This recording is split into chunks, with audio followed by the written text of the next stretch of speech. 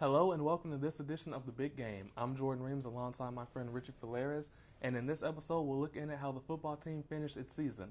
And we'll also update you on the New Orleans Saints season. But first we'll see how the Lions fared against Nicholls State in this River Bell Classic slugfest. The Southeastern Lions were on a 2-game winning streak and had achieved their third winning season under head coach Ron Roberts before going into their last game of the season. They will look to finish the season in a winning fashion when they took on the Nicholls State Colonels. Would the Lions be able to bring home their coveted River Bell Classic trophy? Let's go to the highlights. Colonels and Lions going at it for that shiny River Bell trophy. The Lions will get on board first with this Julius Marcelin 2-yard power run into the end zone. That will make it 7-0 Lions. Now the Colonels said, can we cut into this lead? Well, we can try, but we end up throwing it to the wrong team. Junior defensive back Matt Lyons gets the pick, channels his inner Troy Polamalu, and look at him go, folks. Down the sideline, he will be stopped just inside the 10, setting up the Lion offense with good field position. Justin Allen says, Juice, I like that run you had earlier, but I got one better. Look at him scampering to the end zone. 9 yards out for the touchdown. Nicholls says, can we finally put some points on the board? Chase Bourcade says, heck yeah, as he finds C.J. Bates, who finds the end zone for the touchdown.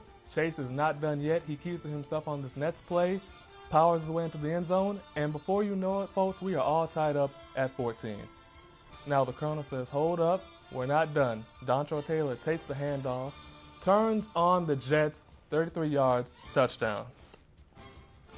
Now Deshae says enough is enough, finds Javon Connor down the middle of the field for the touchdown. The extra point will be no good, so it is 21-20 Colonels until Julius Marcelin says, give me the ball and get out of my way. Look at him power through these defenders as he finds the end zone. Gotta love having a back like that. Chase Bourcade says, hold on, I'm not done. Slings it down the field, finds his receiver, who then finds the end zone. Boy, I know Coach was not happy about that. However, Coach was happy about this. Deshae rolling out of the pocket, finding Jawan Dickey streaking down the sideline for the Lion touchdown. Shea says, hold on, I got something better, Deshae. Finds his target in the back of the end zone. Touchdown, Colonels. 2-point conversion will be good. It will be 36-44 Colonels until Chase walks into the end zone on this one. 44-42 Lions. Now, the onside kick. Can the Colonels get it? Will they do it? I'm just going to tell you all right now. They did it. You see a flag, but they did it. Now, last play of the game. Can Chase save the day for the Colonels, or will the River Bell Classic trophy come back to Hammond, America? It is coming back to Hammond, America. The Lions pull off the classic win over Nicholls. You see the Lions running there.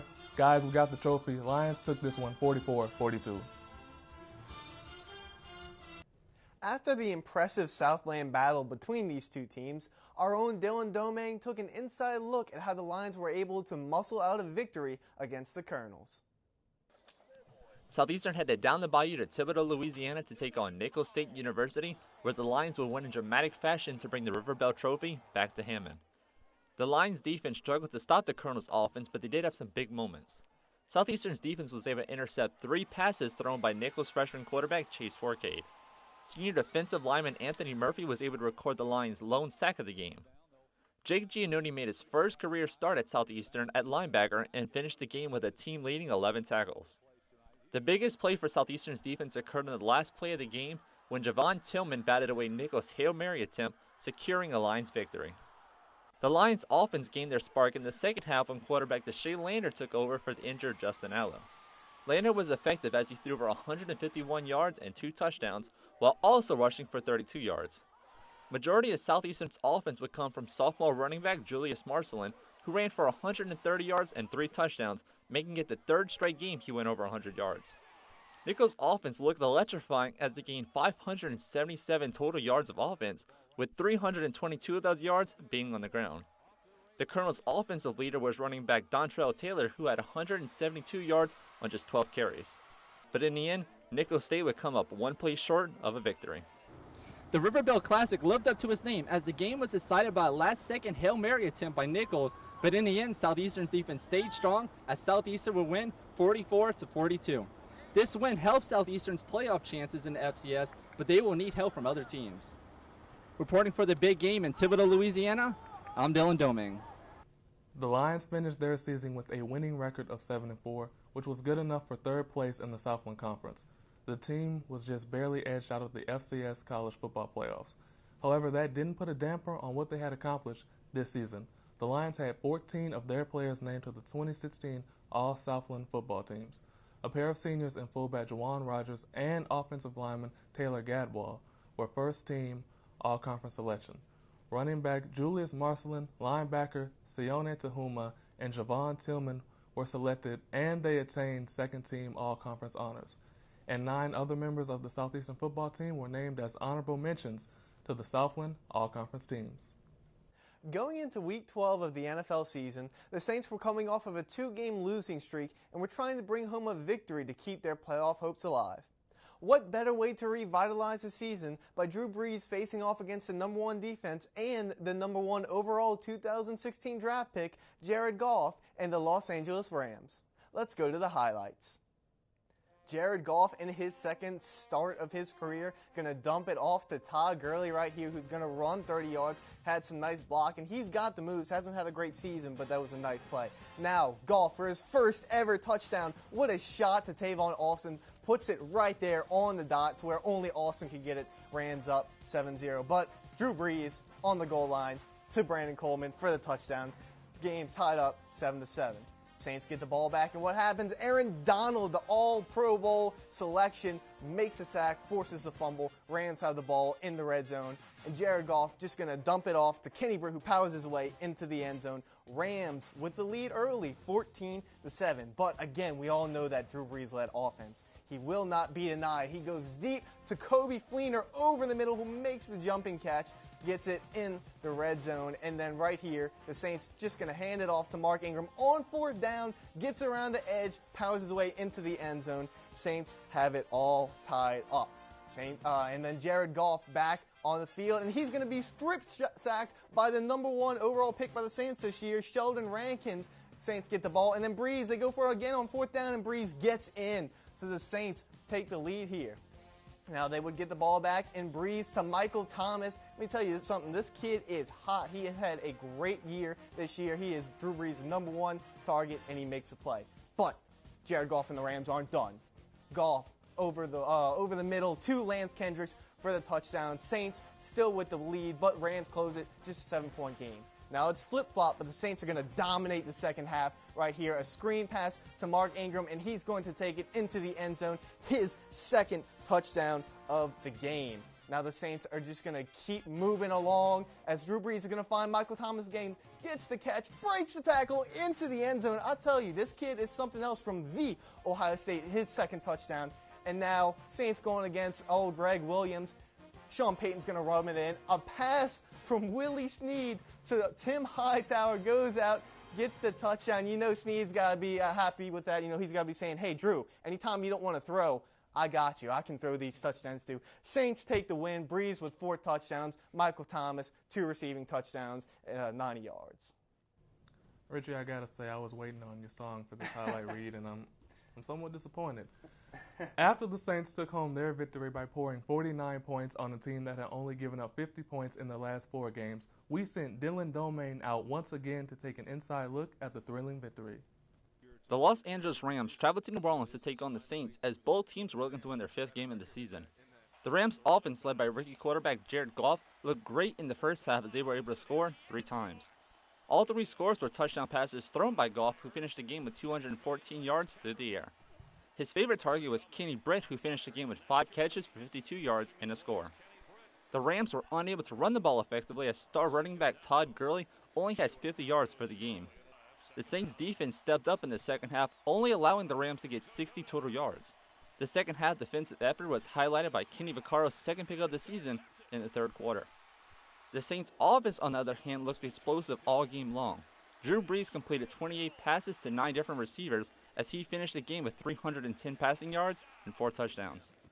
Michael Thomas was the biggest threat through the air for the Saints as he caught 9 passes for 108 yards and 2 touchdowns. Mark Ingram had a big day as well as he ran for over 10 yards a carry and had 146 yards for the game while also scoring 2 total touchdowns. anytime you can get a run game going, be physical and be explosive in the run game, it definitely makes things easier in the game.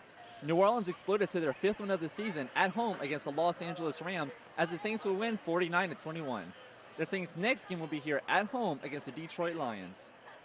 For the big game in the Superdome, I'm Dylan Doming. The Lions soccer team season came to an end in the first round of the Southland Tournament as they lost to the eventual tournament champions, the Houston Baptist Huskies. Next season, the Lady Lions will be heading in a new direction following the hiring of South Alabama assistant Chris McBride as the 4th head coach in school history. McBride comes to Hammond after serving as the goalkeepers coach at South Alabama last season and North Alabama for the 4 seasons prior. McBride inherits a Lady Lions squad which has made NCAA tournament appearances in 2009, 2013, and 2015. Coming up, Dylan Doming joins us on the desk for some pick and roll. Stay with us.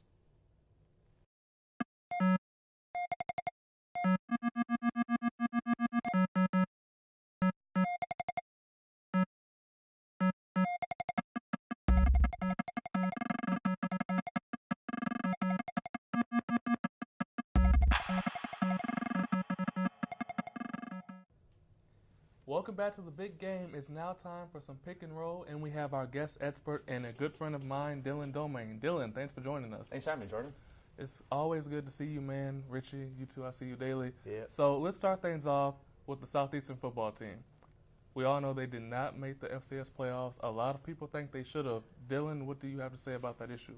Well, their 7-4 record is pretty good, but if you look at their 4 losses, they're not as good now as you look at it. Like Oklahoma State is understandable, but Southern Utah is not in the top 25 anymore. Lamar finished the season bad. McNeese State they actually beat, but that's not a good team anymore. And then the way they lost to Central Arkansas, it just wasn't a good loss. So that's why I think they did not make the playoffs. And I mean, it's disappointing for Southeastern fans, but I mean, the wins and losses do play out in the end. That they do? Richie? Well, I think the biggest reason why they didn't get it, I mean, you did a good job hitting the points that, the losses, they were bad. But it's the quarterback play. I mean, with Justin Allo, he was good when he was playing, but he's been injured so much. And he's played injured and then didn't play well. He got benched for Deshae, who ends up playing well. But we know that Deshae Landor, he's hot, he's on and off, he's hot and cold. So imagine putting a team that really has kind of played with a 2-quarterback system this year, and those quarterbacks have been, up and down. You put a team like that into the playoffs, they're not going to do well. The Lions had a really good defense, and Julius Marcelin has finally hit his stride. He is a really good running back. But without consistent quarterback play, without even a consistent starting quarterback, you're not going to be able to have success in the tournament, and I think really that's why they didn't make it, Jordan. Richie, I agree with you. Quarterback play is a major, major issue going into the future. Now, shifting gears to my favorite sport, basketball. Southeastern men's and women's team, they've kicked off the season. Dylan, you're new to us, so what do you like from the team so far? Well, like you said, it's my first year here, and I'm really liking what I'm seeing from both the men's and women's teams so far. The men have 3 losses on the season so far, but it's 3 FBS teams, Tulane, Colorado State, and Cal, which are 3 really good teams. And Marlon Veal is leading this team right now, and I think once they get into conference play, they're going to start winning and start playing a lot better. Their main competition will be Stephen F. Austin when they get to conference play. And on the women's side, you look at their losses and you think, oh, they have a lot of losses. But look at the teams they played so far. Ole Miss, Baylor, I mean, that's tough for any team to play.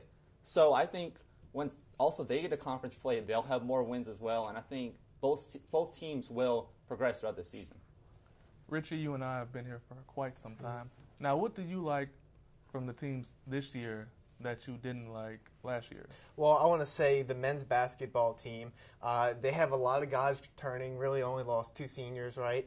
But the thing I like about the men's basketball team is that there is electricity in that locker room. They're all excited to play. I spoke with head coach Jay Ladner, and he was really excited about this season. He wants fans to be excited. But the other thing is, too, when I was talking to him about, you guys look pretty good. There's not much more you need to work on. He says, yeah, but it's the little things that bother him, and he wants to get all of that fixed. He said he's seen a lot of good things from his team, but he wants to make sure, no team can be perfect, but he wants to try to get them as close to perfect. But I love that they're a really good community. It's a tight-knit group, and they're going to have a really good season. And then onto the women's team, my biggest fear going into the season was not the new coach, but the inexperience between the players themselves. I didn't know if the chemistry was going to be there. They've surprised me. You hit on it. They have had some tough matchups, but that Houston game, they only lost by 3 points. They had a nice comeback there, so they're playing a lot better. And then Talen Underwood, she is tearing it up, Jordan. She's tearing it up. She is the best player on the team, but she's also a leader, and that's the most important thing, that the older players on the team are taking responsibility. They're being the leaders that they need to be, having those young girls learn from them, and having a little bit more success. They're doing much better than I really thought they would, even at this point in the season. Just had to throw Talen out there, huh? She's a good ball player. She is. Yeah. But you hit it right on the money. The chemistry between the men's team. I was talking to Dimitri Cook several weeks ago, and he said this team, they like each other. They love working out with each other. You can see the guys in the gym 7 in the morning, sometimes 9, 10 o'clock at night. They're still there practicing. The girls' team, they're young, but the good thing about youth is the learning. As I watch them over the weeks, they're coming together more and more each day, and that's going to help them big in conference play. Now, shifting gears to the NFL. Yes, sir. The Saints, 5-6, third in the NFC South. How do you see the season ending for them, Dylan? I don't see a playoff this year for them. I don't see a playoff berth. They're a good team, but they just had a bad season this year. They got up to a rough start, and then they get wins here and there, and then also, like, you had 2 weeks straight with losses, and it just doesn't help the Saints. And like you said, 5-6, and they got 2 tough teams. The Buccaneers are looking really good right now, and of course Atlanta's looking really good. And I just really don't see the Saints pulling out enough wins to make the playoffs this year. And it's unfortunate, but sometimes it is what it is. I'm laughing, thinking to myself, John, if he can hear me, I know he's already predicting to me to come out with this really long rant and well-educated. Well, you're right, John, because I'm about to come on. All right, the Saints, they have had not a great season, but look at all their losses. The only loss they had this season that was a blowout was against Atlanta, and even then, they were down by just 7 when Drew Brees threw that pick 6. They have had some close games. They lost to Oakland in overtime. They almost beat Denver, the reigning Super Bowl champions. It was that ridiculous field goal play where, Simmons was clearly out of bounds, but I digress. The Saints have played much better. Drew Brees is still Drew Brees, leading the NFL in passing yards, touchdowns, and completion percent, 71.5%, which is incredible. But what's really looked great for the Saints is how much their defense has improved. When they began, they were the worst defense in the NFL. They're still not great, but they're getting better. Since Sheldon Rankins has come back, they have been able to apply a lot more pressure. And we saw in the highlights, Rankins with that strip sack. He's got 2 sacks on the season. He's only played 4 games. Nick Fairley has turned out to be a really good player, 4.5 sacks on the season. Cam Jordan, an excellent pass rusher. And then the secondary has been banged up all year long, but they're holding their guys. They're not giving up as many big plays as they had. Dennis Allen deserves a lot of credit. They can make the playoffs. It's a long shot, but what they're going to have to do, they need to go at least 9-7, beat Tampa Bay twice, grab second place in the division. And then you look at all the other teams in the NFC who are in second place, you're going to have to beat out some tough teams like the Giants or the Redskins. It's possible, not likely, but they had Drew Brees. So you cannot count them out. I have a question, Richie. So if the Saints do make the playoffs, which team from the NFC do you think will be left out? Whether it's the Giants or the Redskins or even like the Vikings or even Green Bay, they can make a comeback. I think it's going to come down between Green Bay and Minnesota. Minnesota is a game ahead right now. The Giants most likely going to be in because they're 8-3. Now the Redskins they're 6-4-1. Yeah, and third place in the division. They look good, but I don't think that it would put a third place NFC division team in. I think Minnesota is going to be the big one to look out for. But not only that, Tampa Bay. Tampa Bay has been playing really well. If the Saints can't beat Tampa Bay is going to make the playoff. Jameis Winston's looked a lot better, real good receiving core. And their defense. Yeah, the defense is Gerald McCoy. Yes. That man is a monster. I'll tell you that. It won't be easy. They have some really good teams in the NFC, but if the Saints can beat out Tampa Bay and tie around where the Vikings or even the Packers, you can't count Aaron Rodgers out, if they can get around there, they have a chance. Yeah. I think you were right. It's pretty much a long shot. I think it's time to start looking more towards the future. You have Drew Brees.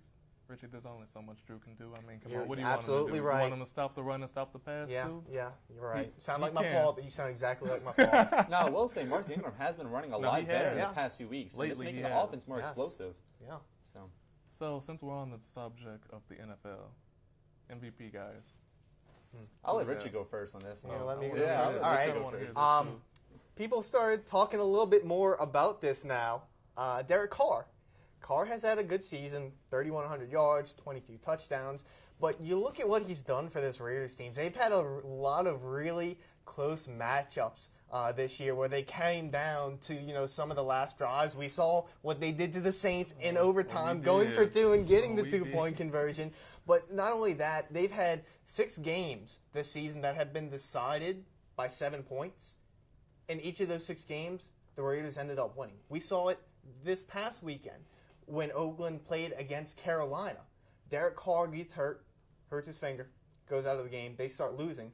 Carr comes back in with a glove looking like Luke Skywalker out there, uses the force, and ends up beating the Carolina Panthers on that last drive. Carr is, for a third-year quarterback, with a team like this, I mean, just, the past 2 years, the Raiders have been still sub-500 teams. Now, granted, they made some good additions. They got a really good pass rush. But Derek Carr is leading this Raiders team to the playoffs. They have not made the playoffs since 2004, I believe. It's been a long time, and we know all the Raiders fans want to forget about that loss in the Super Bowl to Tampa. But Derek Carr has been amazing this season, so that's my pick.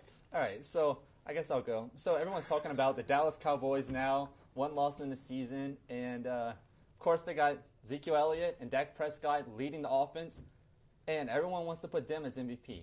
Who should really be the MVP is the entire Dallas offensive line. Yes. Okay, what they have done, allowing Ezekiel Elliott to run for that many yards, and just keeping the pocket clean for Dak Prescott, he can just throw it. And then they have a perfect run-pass combination. And that's why Dallas is doing so well right now, and I think they can go very far with that offensive line. Yeah. I want to say I do have one more guy. I won't say much about him. John, this is for you. Johnny Manziel will be the MVP of the NFL this season. Johnny Football will return. He will win out for the Browns. Man. They won't make the playoffs, but Johnny Football will be your MVP. That's for you, buddy. Getting a little wild up here. Same team, Dylan, different position. I'm giving it to Dak. He's a rookie. Zeke's a rookie too, but to be a rookie quarterback in the league doing this, it takes a lot on your body, and it takes a lot mentally. I mean, he was playing with other college kids around this time of year last year, and now he's on the biggest stage of his life. I'm rooting for him because I love these kind of stories. All right, that was the big games pick and roll. Stay with us for some quick hits.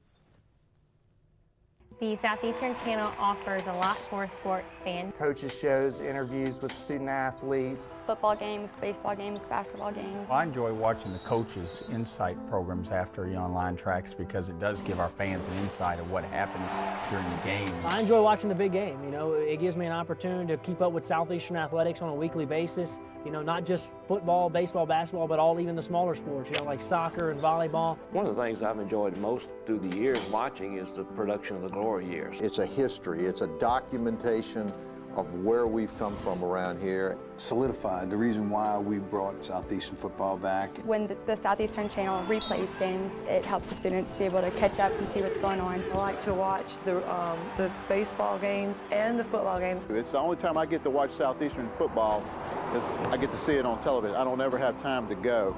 Even athletics can be an educational experience when you involve the Southeastern Channel. Welcome back to the big game. Let's close it out with some quick hits. Darren Sharper, a former New Orleans Saint, was recently sentenced to 20 years in prison for drugging and raping women in 4 states. Sharper was an athlete that kids looked up to and wanted to be like. He was a member of that Super Bowl champion New Orleans Saints team, and he should not have done what he did to those women. Athletes have influence over the younger generations. Growing up, almost all of us had athletes that we looked up to and wanted to be like. When they commit acts like Sharper has, it both saddens and infuriates people. To have so much power to do good in the world, yet choosing to take advantage of others, is something that a lot of people will frown upon without hesitation. Athletes everywhere, retired and currently active, should look at this case and say, let's do good in this world. Those victims were daughters, sisters. I could go on, but to see a former athlete commit acts like the one Sharper committed is greatly upsetting to the sports world. We've always heard that the sport of football is a young man's game. Players need to be quick, strong, athletic, and durable to be able to survive the game of football, and all of that becomes harder to maintain as you get older. Comes a time in each man's life where the body breaks down, they slow down, start to lose strength, injuries occur more often, and they take longer to recover. But that hasn't stopped Joe Thomas Sr. from making his dreams come true by playing college football at the age of 55. The father of a current NFL linebacker who plays for Green Bay, Joe Thomas Sr., has become the oldest player in Division I football history to play the game. Thomas played high school ball but was never actually able to play college football. For the past 4 years, he's been enrolled in South Carolina State and has been a member of the scout team for SC State's football program. Then on Senior Day, he got his Rudy-esque moment when he was put on the active roster and ran the ball for 3 yards in his first ever carry in the college football world. After the game, Thomas was lifted up by his teammates and carried off the field, lauded as a hero. Although Thomas is the oldest player in college football history, there have been many great old-timers in the NFL over the years. Both Brett Favre and Peyton Manning played until they were 40 years old, and both led their teams to a division match. Tom Brady is 39 years old and still looks like the best quarterback in the NFL. And then, of course, there was George Blanda, the oldest player in NFL history. He was a quarterback and kicker for 26 seasons, and when he retired at the age of 48 years old, he was the all-time leading scorer of the time. In the last decade, we've seen players be able to play past their prime and well into their football twilight years, thanks to advances in medical technology and training. But it takes more than just a good doctor to play into your late 30s and early 40s. It takes a fiery will and spirit to keep moving the change no matter what. Joe Thomas Sr. is the perfect embodiment of following and accomplishing your dreams when you're passionate enough. That's a great story. I mean, I'm 18 and my back already hurts getting out of bed. So I can only imagine 55. So kudos to him for that. So on to a more serious note. The country of Brazil and the entire sports world had to find out about the devastating news that happened to the Chapecoense soccer team. On a flight to the soccer finals, our charter aircraft carrying the Chapecoense team, journalists, and fans crashed in a mountainous area, killing 76 people on board. Only 3 players from the team survived the plane crash. After hearing about the tragic news, the team Chapecoense was supposed to play, Atlético Nacional, showed great sportsmanship and asked that the title be given to the Chapecoense team. The president of Brazil, Michel Temer, also expressed his sorrow by declaring 3 days of mourning for the country. My thoughts are with the victims and their families and friends through this very tough time. And kudos for the team Atlético Nacional for honoring their fallen comrades.